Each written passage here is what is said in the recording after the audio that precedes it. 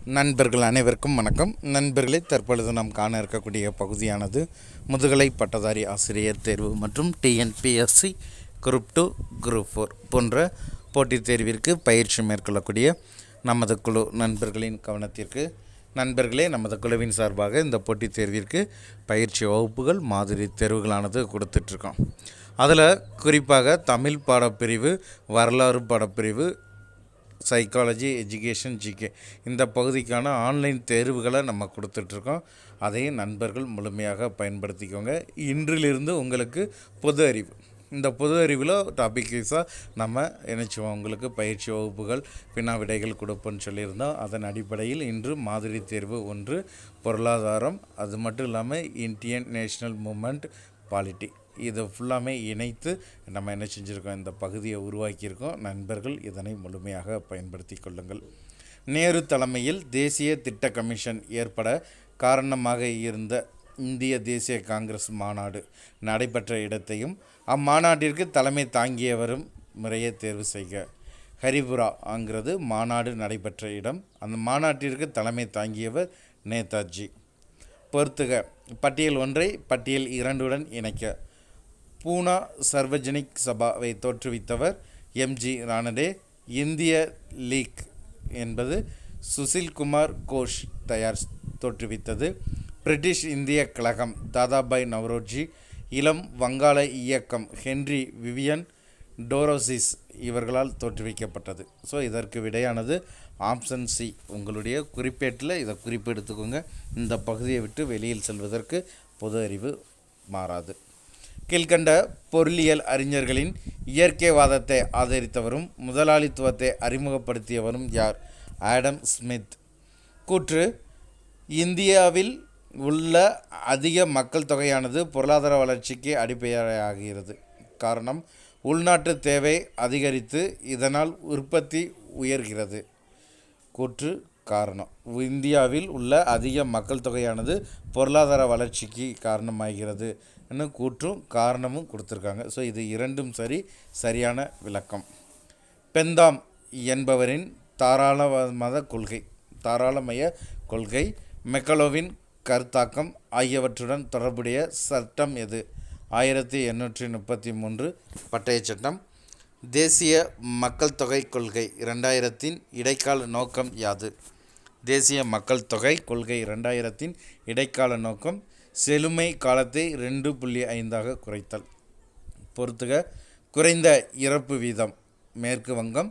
குறைந்த மக்கள் அடர்த்தி அருணாச்சல பிரதேஷ். குறைந்த பாலின வீதம் ஹரியானா. குறைந்த கல்வி அறிவு வீதம் பீகார். விடை ஆப்ஷன் ஏ. ஸோ ஒவ்வொன்றும் குறைந்ததாக தான் கேட்டிருக்கிறாங்க. அந்தந்த பகுதியை அப்படியே குறிப்பெடுத்துக்கோங்க. எல்பர்ட் மசோதா மற்றும் வட்டாரமொழி பத்திரிகை தடை சட்டத்துடன் தொடர்புடைய ஆங்கில வைஸ்ராய்களை முறையே தேர்வு செய்க. எல்பர்ட் மசோடா மற்றும் வட்டாரமொழி பத்திரிகை தடை சட்டத்துடன் தொடர்புடைய ஆங்கில வைஸ்ராய்களை முறையே தேர்வு செய்க. ரிப்பன் பிரபு, லிட்டன் பிரபு. ஸோ இவங்க 2 பேரும் முறையே. கீழ்கண்ட நபர்களில் சென்னை மகாஜன சபை தோற்றத்துடன் தொடர்பற்றவர் யார்? கீழ்கண்ட நபர்களில் சென்னை மகாஜன சபை தோற்றத்துடன் தொடர்பற்றவர் யார்? ஏகாம்பர முதலியார். கீழ்கண்டதில் சரியான பொருந்தியுள்ள இணையை தேர்வு செய்க. செல்வ சுரண்டல் கோட்பாடு தாதாபாய் நவ்ரோஜி. இந்திய கழகம் எஸ்என் பானர்ஜி. டில்லி தர்பார் லிட்டன் பிரபு. இந்திய பணியாளர்கள் சங்கம் கோகலே. ஸோ இதில் சரியாக பொருந்தியுள்ள இணை அனைத்துமே சரியானது. பொருளாதாரத்தை நுண்ணியல் பொருளியல் மற்றும் பேரியல் பொருளியல் என 2ஆக பிரித்தவரும் பிரிக்கப்பட்ட ஆண்டினையும் தேர்வு செய்க. 2ஆக பிரித்தவர் ராக்னர் பிரீஸ். பிரிக்கப்பட்ட ஆண்டு 1933.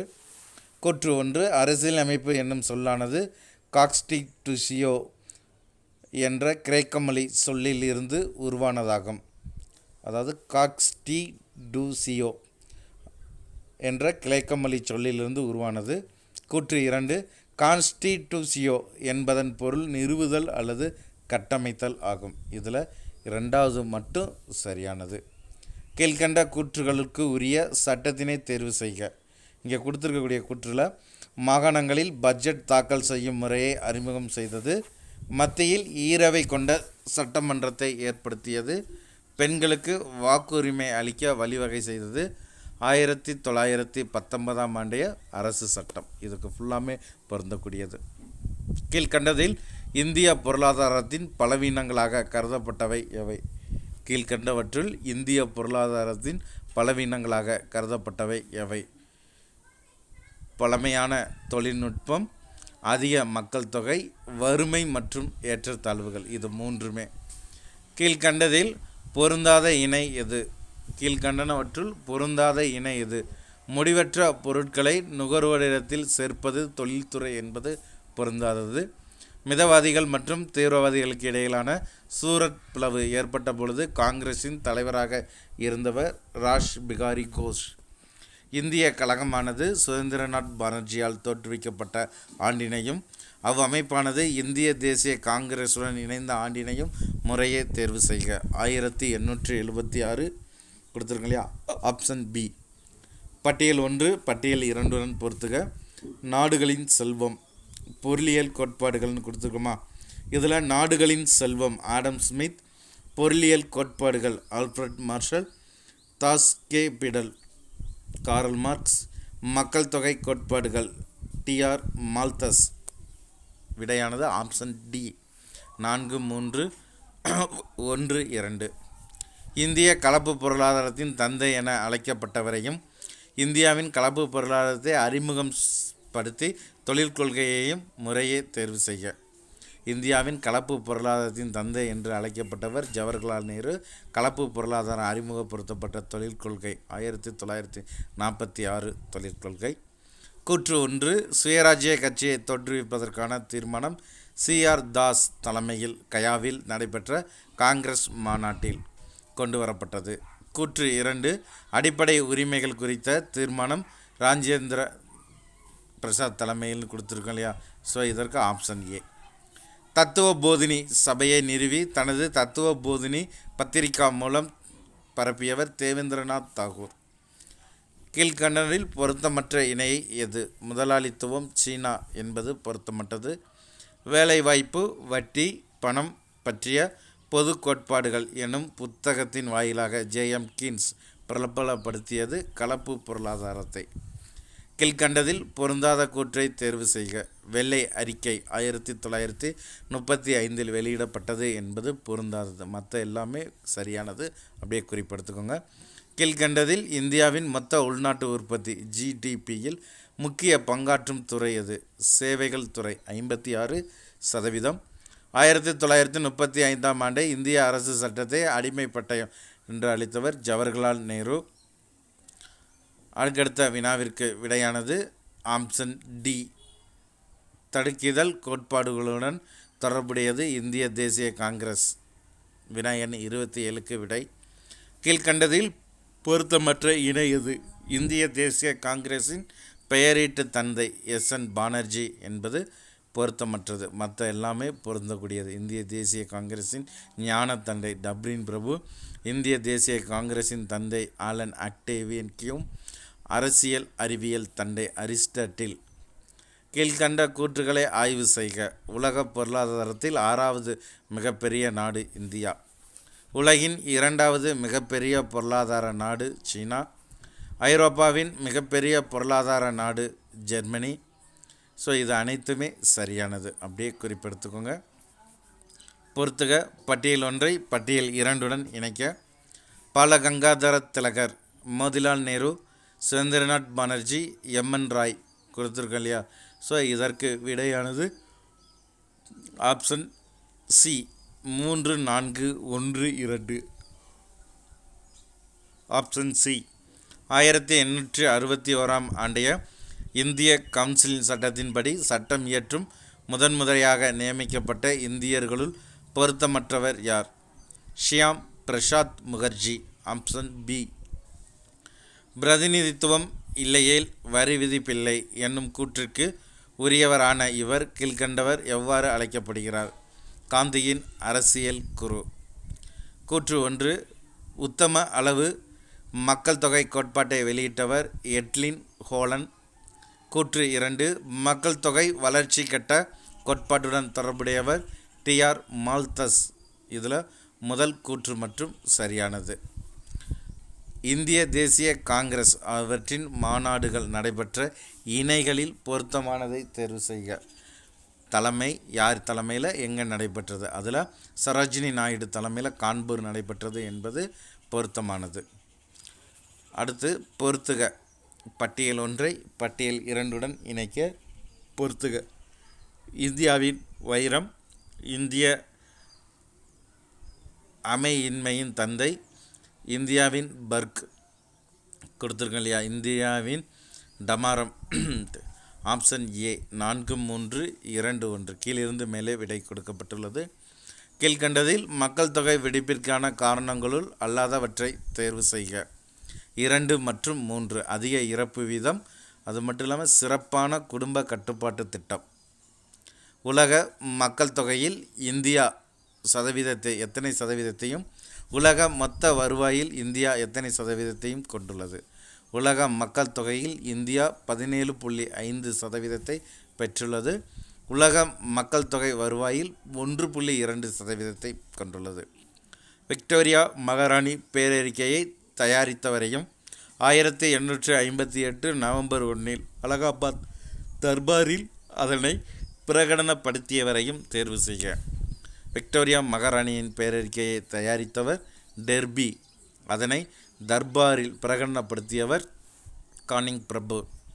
கூற்று: மிதவாதிகள் என்பவர்கள் நன்கு படித்த நடுத்தர வர்க்கத்தை சேர்ந்த ஆரம்பகால காங்கிரஸ் தலைவர்கள். காரணம், இவர்கள் 3PS கொள்கையினை பின்பற்றினார்கள். கூற்று காரணம் சரி. சரியான விளக்கம் ஆப்ஷன் ஏ சரியான விடை. ஆப்ஷன் ஏ இதற்கு கொடுக்கப்பட்டுள்ளதில் சரியான விடை. பொறுத்துக. 1793 ஆண்டு பட்டய சட்டம் ஜான் ஷோர். 1813 பட்டய சட்டம் மிண்டோ மார்லி. 1833 பட்டய சட்டம் பெண்டிங் பிரபு. 1853 பட்டய சட்டம் டல்கௌசி பிரபு.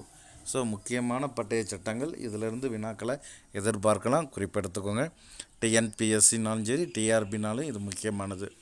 கீழ்கண்டதில் மும்பையில் உள்ள கோகுல்தாஸ் தேஜ்பால் சமஸ்கிருத கல்லூரியுடன் தொடர்புடைய அமைப்பு எது?